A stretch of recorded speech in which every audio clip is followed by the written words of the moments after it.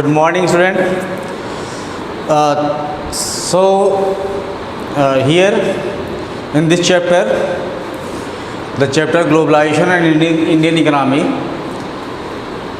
Today we are going to study about the SEZ, special economic zones.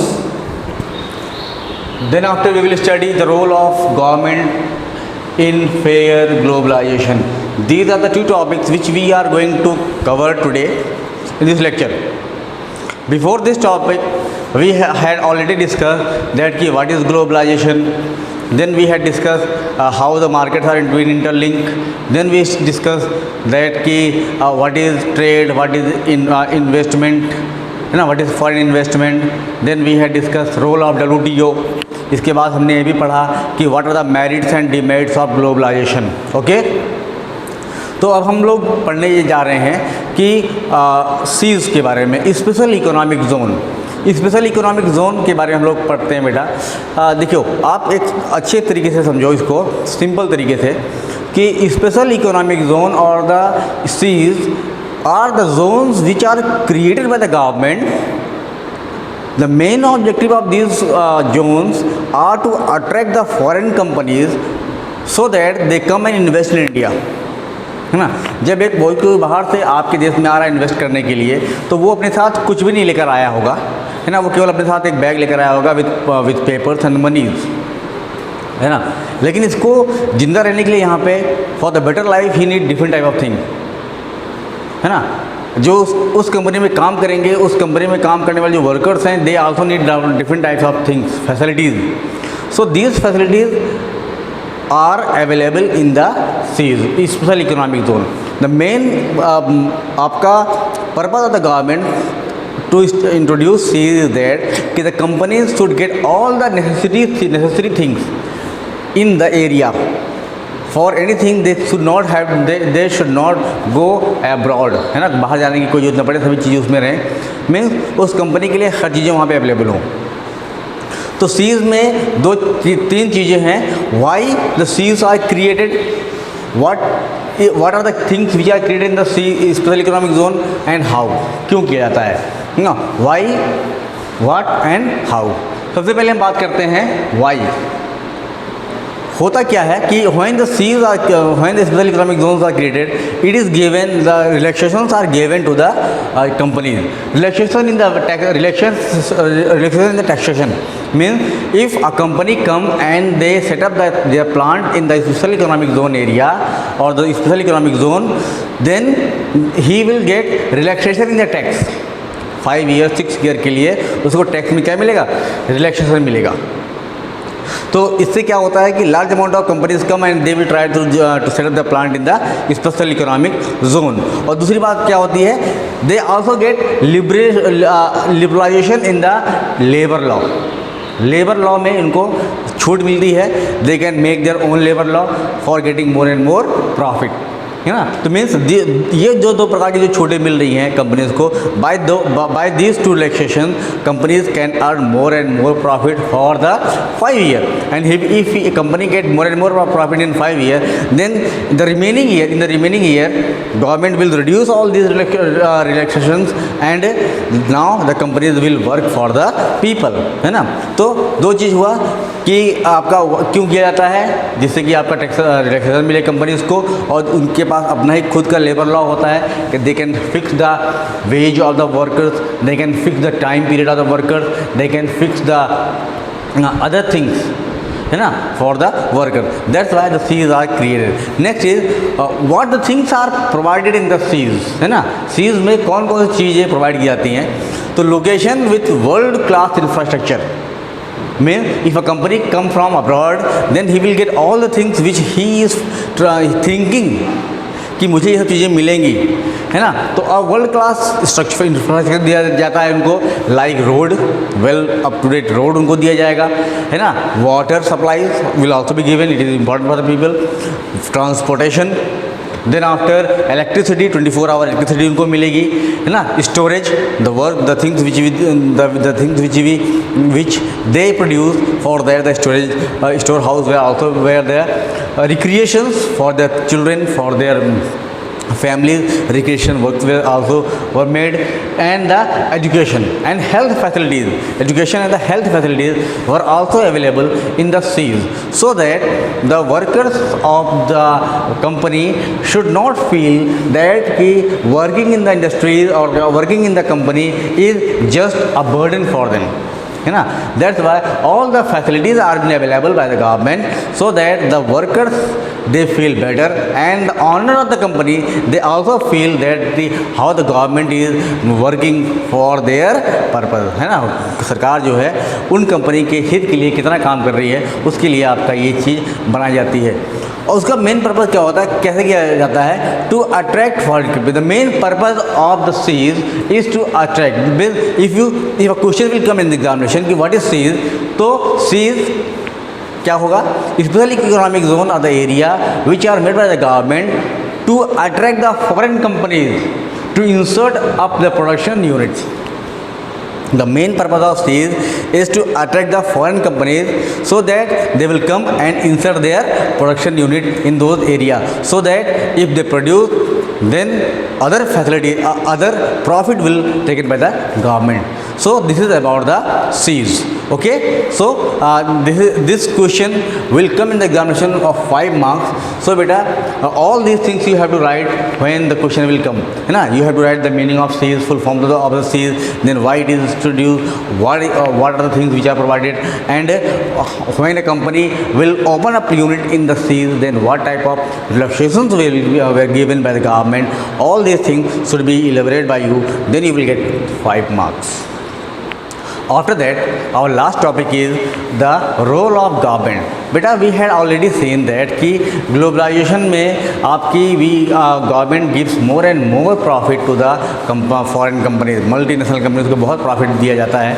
और हमने यही बात किया कि WTO जो आपका WTO की हमने बात किया, इसमें most of the countries are the develop countries, member of the WTO are the develop countries, and they want that they can get more and more profit, है ना।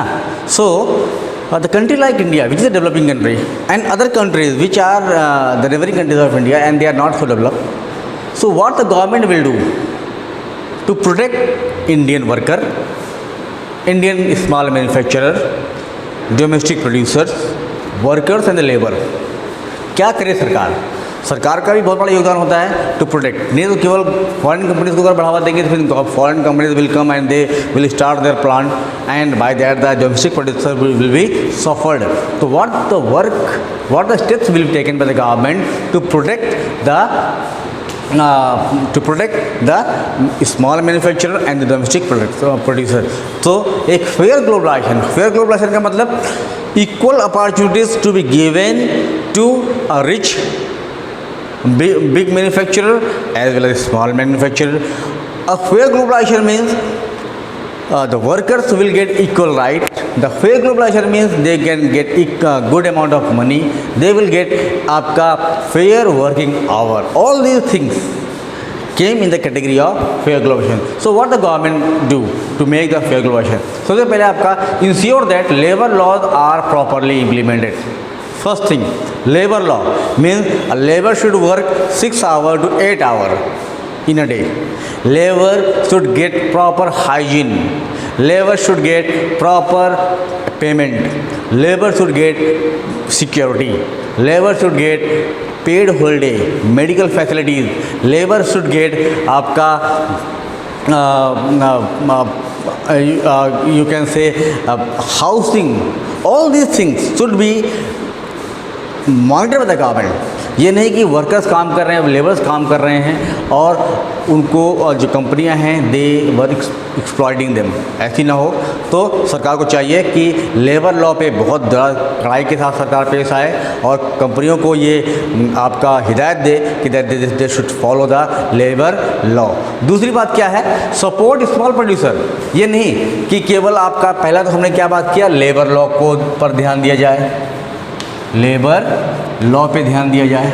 दूसरी बात हम लोग क्या कर रहे हैं कि स्मॉल प्रोड्यूसर जो हमारे हैं, लाइक रवि के बारे में हमने पढ़ा था, है ना, कि जो कैपेसिटर बनाता है तो जिसके अंदर 20 लोग काम करते हैं, ऐसे छोटे छोटे आपके प्रोड्यूसर्स हैं, उनको भी बकायदे रॉ मटेरियल मिले, पैसा मिले, so that they will develop, so they will also compete, है ना। ये नहीं कि बड़ी कंपनियां सब कुछ कर रही हैं, छोटी छोटी कंपनी दे जस्ट आपका मर्ज या कोलैप्स कर गई, ऐसी ना हो। तो government will work to the small producer, है ना, small producer must be monitor by the government to improve their performance, है ना। स्मॉल प्रोड्यूसर को भी मौका मिले कि वो भी अपने परफॉर्मेंस को बढ़ा सके। ये नहीं कि बड़ी मछली आई और छोटी मछलियों को खा गई, no, not in this way. Small producer को भी बाकायदे मौका मिलता रहे आगे बढ़ने का, उनको रॉ मटेरियल मिले, उनको पैसा भी सरकार दे इफ़ नीडेड। तीसरा आपका क्या है, imposition of trade barrier to protect. देखिए ये भी बहुत ज़रूरी है, लाइक चाइना करता है ये कि समय समय पर अगर ज़रूरी पड़े तो we should impose the trade barrier,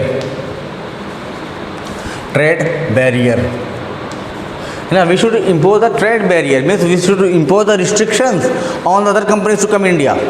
अगर हमें लग रहा है कि our domestic industries were collapsing, they were weaken, then in such a way it is duty of the government that कि सरकार उन विदेशी कंपनियों के ऊपर टैक्स इम्पोज कर दे, सो दैट कि वो कंपनीज आपके देश में ना आ सके और आपके देश की जो स्मॉल प्रोड्यूसर्स हैं, जो आपके देश के डोमेस्टिक प्रोड्यूसर्स हैं, दे can get proper time to produce their good and flourish their market and earn profit. So government will also have the power to impose the trade barrier if needed.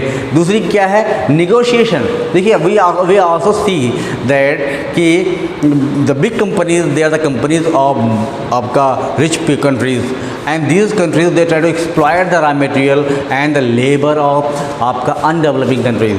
So what the government, India is a big country in Southeast Asia. India is a big country, so India will work as a leader.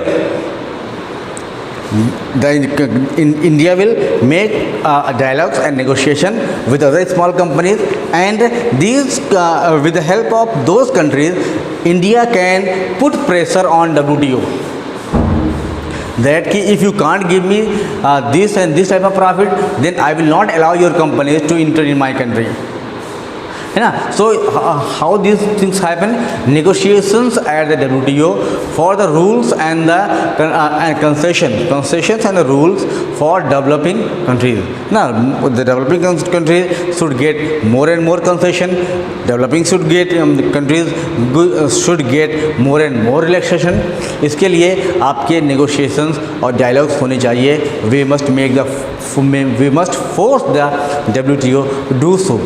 Okay, and lastly we can make an alliance with, वही हमने बात किया, we can make the alliance, है ना। हमें alliance बनानी चाहिए और अलायंस बनाकर आपका क्या डिमॉन्स्ट्रेशन करना चाहिए, है ना, against the demonstration made by the develop countries. जो डेवलप कंट्रीज आपके ऊपर ज़बरदस्ती चीज़ों को थोप रहे हैं, वो चीज़ों से निकलने के लिए we should make an alliance with other countries to fight against the domination of develop countries in WTO ना। WTO में जो डेवलप कंट्रीज़ का दावा है, जो दबदबा है, उस दबदबा को ख़त्म करने के लिए हम WTO के ऊपर प्रेशर डालें और उसके लिए हम अलाइन बनाकर डिमॉन्स्ट्रेशन करें, तभी जाकर the globalization will be a fair globalisation.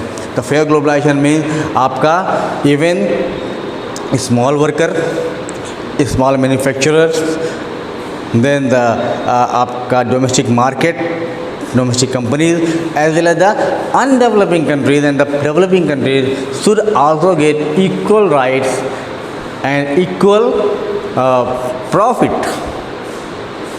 If all these things should be happen, then the globalization must be a real globalization.